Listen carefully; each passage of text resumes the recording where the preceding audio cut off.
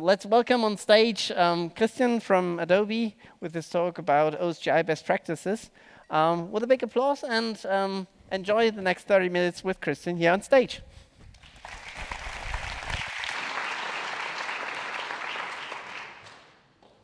So, good late morning.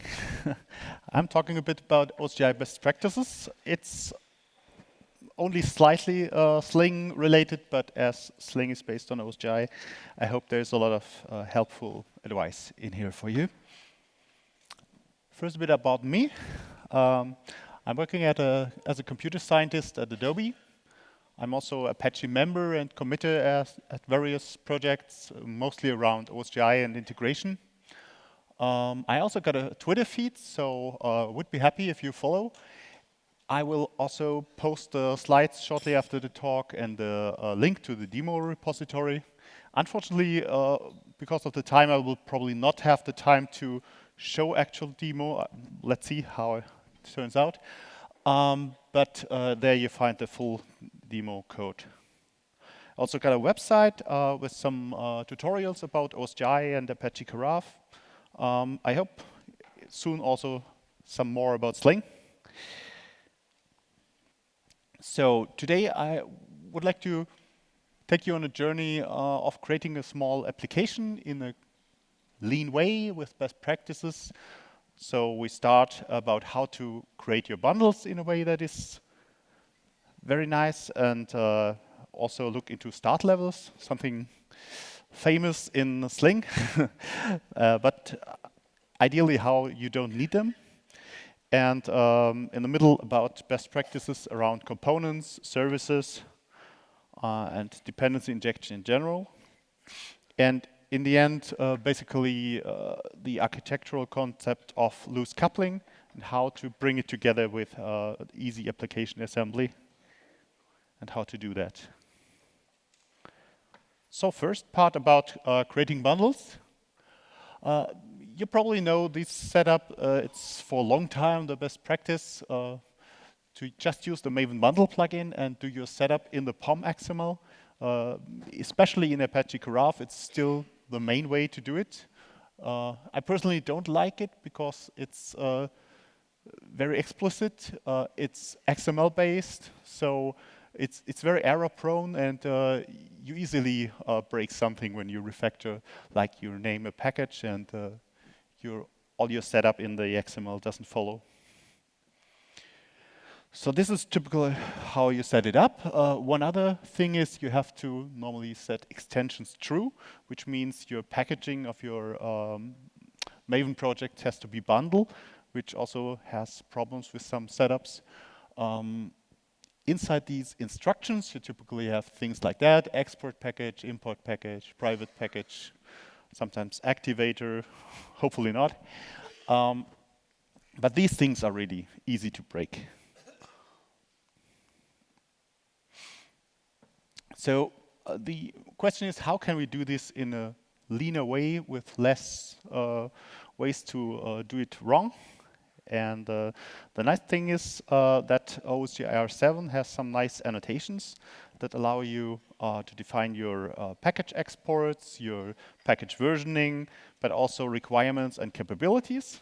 The great thing is that you don't really have to touch all that requirements and capabilities thing by hand. We'll see how that is handled very automatically. The imports are handled automatically anyway, since a long time, so normally you don't have to tweak that. One thing is to use the BND Maven plugin instead of the Maven bundle plugin. This is not mandatory. You can basically achieve the same with the Maven bundle plugin, but BND Maven plugin is a little more leaner. It doesn't have the XML config. It has a separate file, bnd.bnd, where you can configure everything.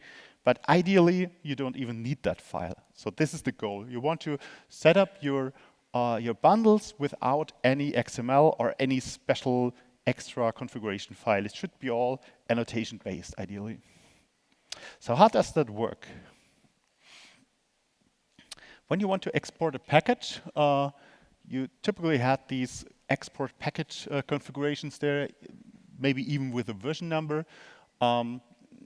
So the new way would be to just have your package info Java, which is a standard concept in Java, and annotate it with some newer annotations from OSGi. This is the version annotation and the export annotation. I wrote them completely, but of course you can import those packages. You get nice support from your IDE for that, and you can directly define a package is exported and also which version. So you may say, ooh, a version for each package, isn't that cumbersome? How do I manage that all? And yes, you want that. We'll see why. Often people don't do that. They just export a package and it takes the version from your bundle version.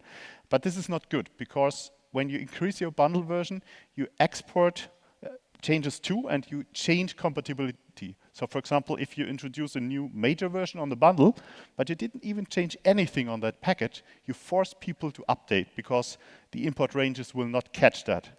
So this is why you should annotate on a package level. And of course, this can't be done by hand.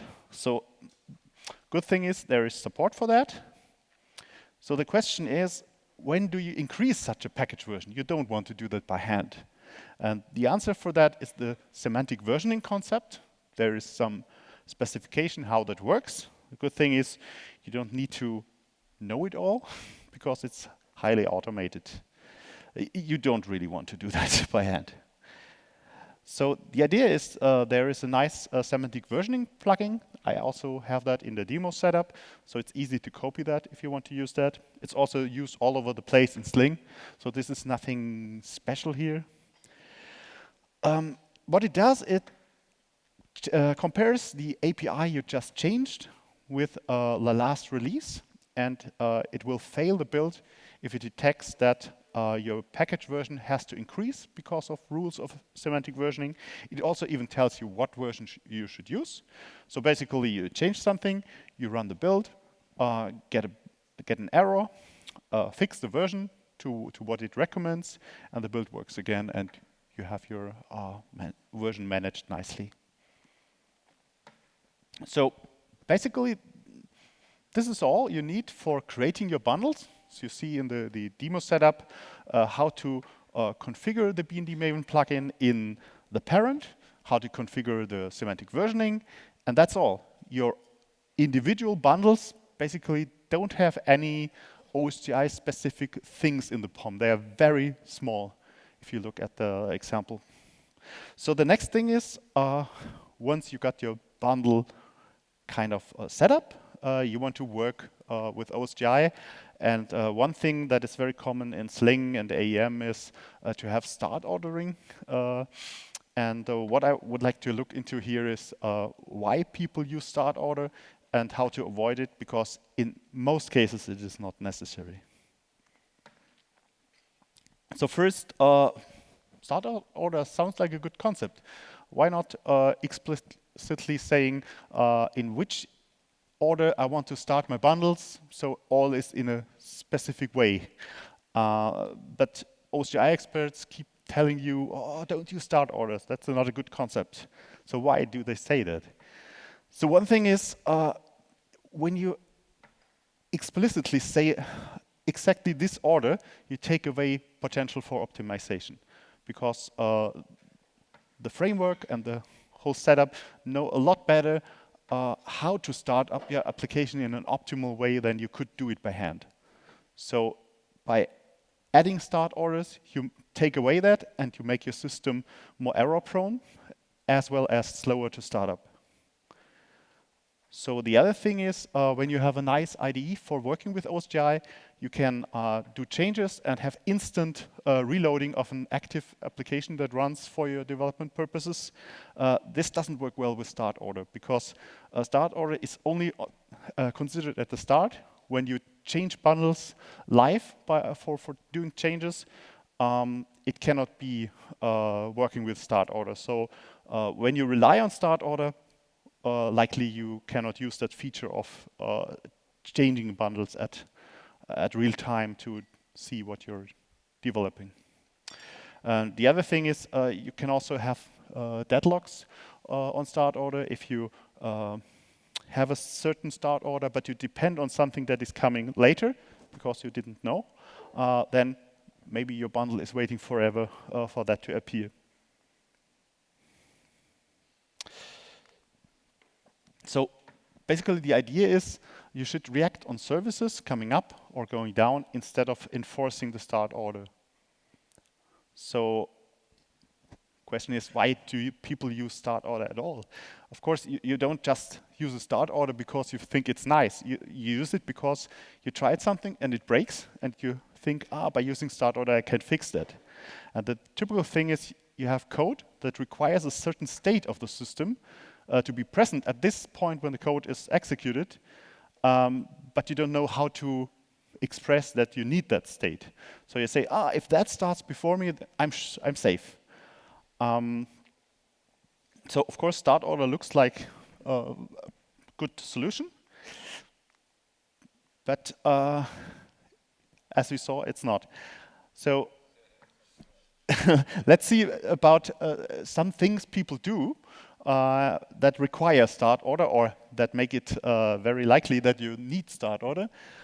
For example, if you have an activator and you do something like that, health check is maybe a bad case for that because there are normally many. But let's assume we have one service where there's only one instance normally. You think, I can just get that service reference from the registry and use that service. That should be fine. But unfortunately, in OSGi, this is never fine. So basically, never use ask the registry for a service at a certain point. You should always react on services coming up and going down. Because what can happen here is, at both cases, you can have a null. So you have to check for null. Some cases, you don't check, and you run into null pointer exceptions at runtime, probably in production. And you never know if you get a service, because the service may not yet be there, or not be there anymore, because the system can be fully dynamic. And you think, maybe I can just repeat and do a sleep and check again and again. At some point it will be there. But the problem is, especially if you do that in the activator, you might block the whole startup of your system, because the activator is not expected to have any code that blocks for a longer time. And the last thing is, when you get a service like that, you also have to unget it. But most people forget that part. So there's also a nice API in OSGi, the service tracker. Isn't that a lot better? I mean, there's a reason for that thing. So most people use it, tracker get service. So the tracker nicely tracks services coming up, going down, and you always get the current service. But in the end, this doesn't help at all. You can do it better, but I even don't show it on the slide to not bring people on that track. You can react on, you can override the methods for adding or remove service, and then you can bring up your object and bring it down when the service goes away. That works, but it's very cumbersome, especially when you have more than one service to track. So I don't even show the code, so people don't have the idea. That's a good idea. I use that in low-level code for implementing specifications, for example. But even there, people slowly move to use more dependency injection, even for low-level code, because this is really difficult to get right. So what we need is something really reactive, where you can just declaratively say, I need something, bring me up if it's there, and make sure I'm down if it's not there anymore. And so this leads to component best practices, because that's a lot about declarative services. So in general, you should always use a DI framework in OSGi. You should totally avoid using the OSGi APIs by hand, because it's very difficult to get it right.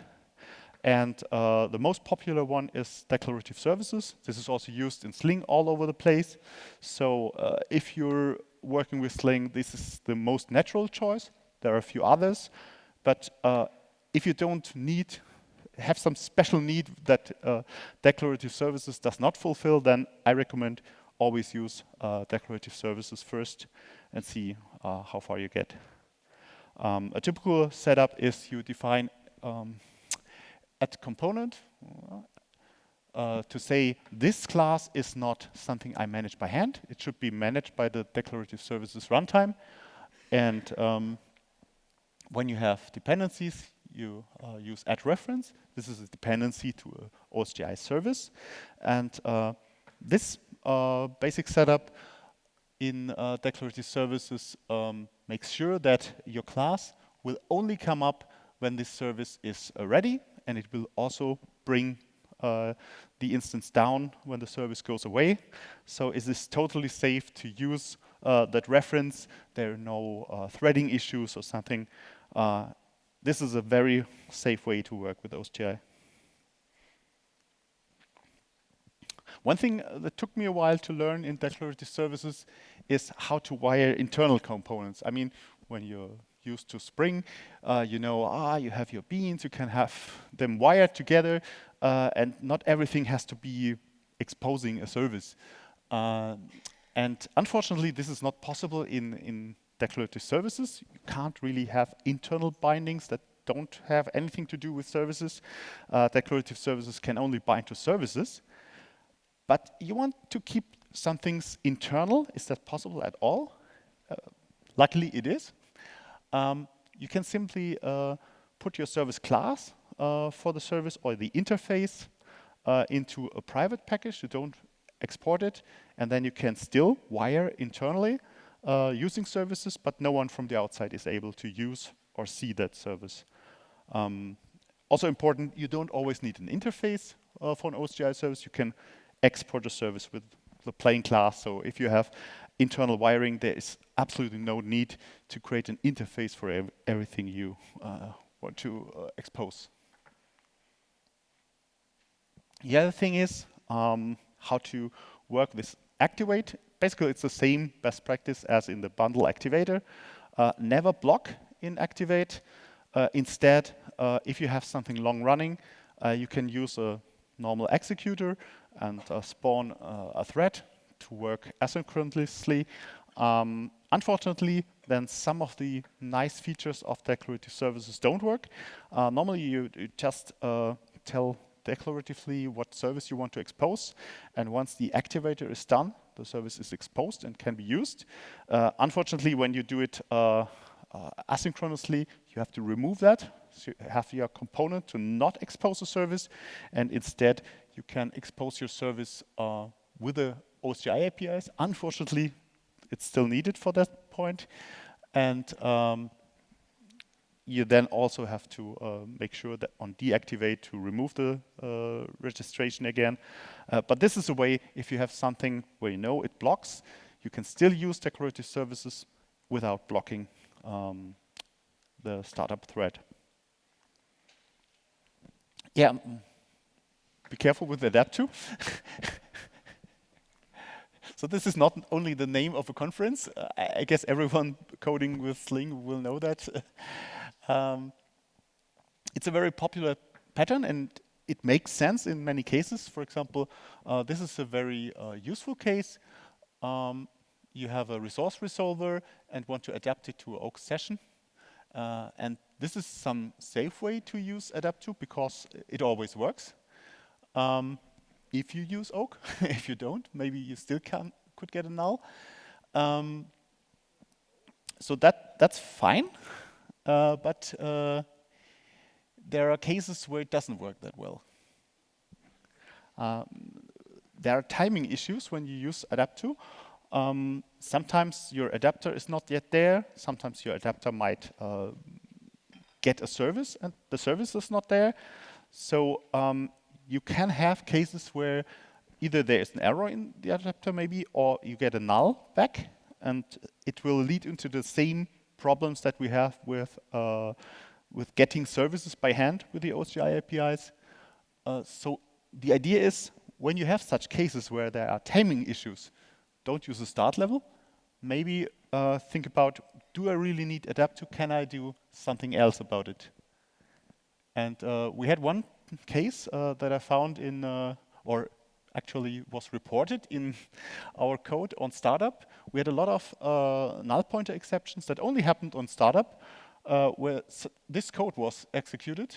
We wanted to adapt a resource resolver to a page manager, and this returned null, and it was just throwing a null pointer exception. It was not even handled at that case.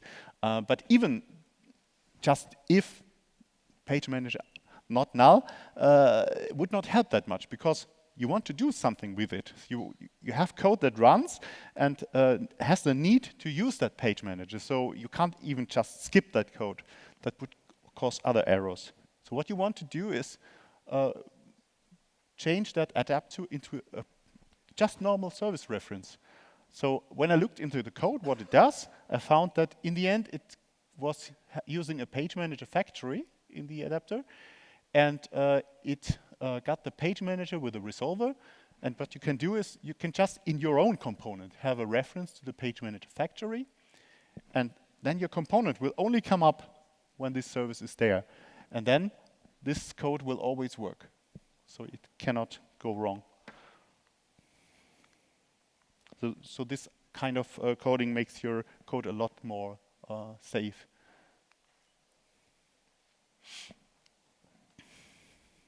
So the last part, when you get your services working, you got your bundle set up, then it's good architectural practice to have loose couplings. So you don't want to be tightly coupled from a client that uses a service to the implementation of the service.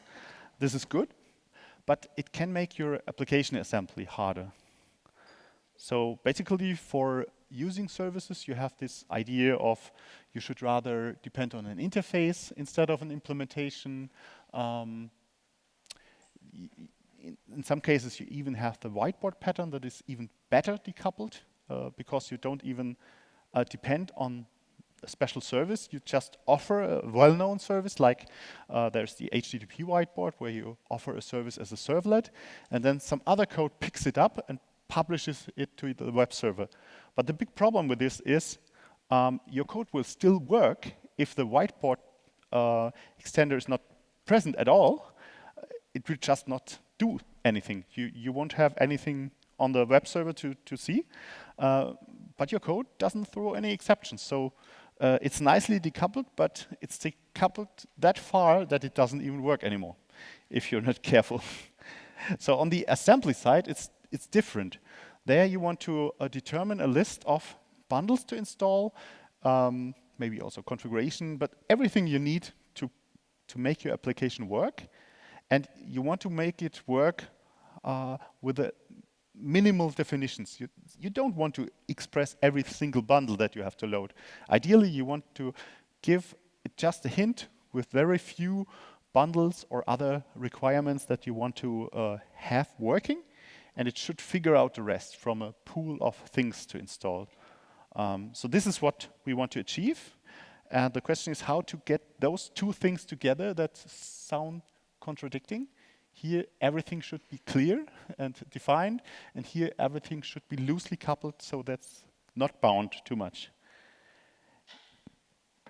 And this is exactly the problem that you need to solve, and luckily, the guys that took care of the OSGi R7 spec also used that. Oh, now I have lag. So one example of the old days, how to use the HTTP whiteboard, was I export with my component a servlet interface. I define some OSGi property with a path where it should be on the web server, and I have my component. This is nicely loosely coupled, but for assembly, something is missing because I see nowhere there that I need this whiteboard. I mean, this property, this is just text. Nothing will check for that. So at application assembly, I would always need to say, and install the whiteboard extender. So the new annotations are a lot better. You still export your servlet, but you also use this HTTP whiteboard servlet pattern. So the first thing that is really nice about it is you don't need to remember that property name. Instead, you have an annotation that your IDE can help you with. And the second thing is it's not even visible here, but if you look into the definition of the annotation, you see that it also defines a requirement for the HTTP whiteboard. So by using this annotation, you nicely have your component set up with configuration and with a requirement that you need a whiteboard. So this bundle will then have a requirement that tells the resolver that you need something more than just what is visible here.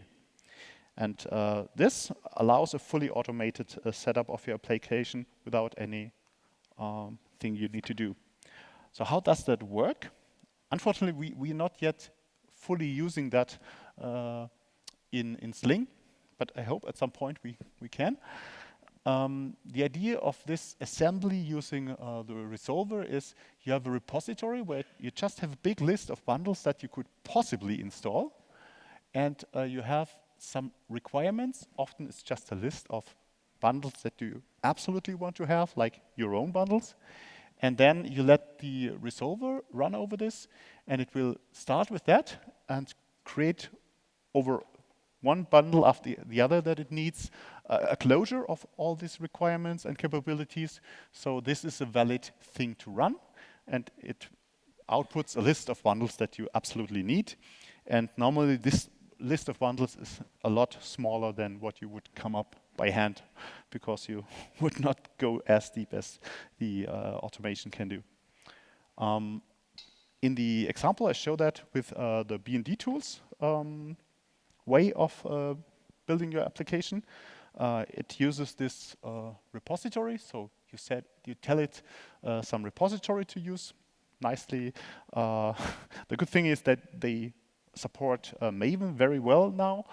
So this list is just defined as a POM file. It can even use transitive dependencies if you want.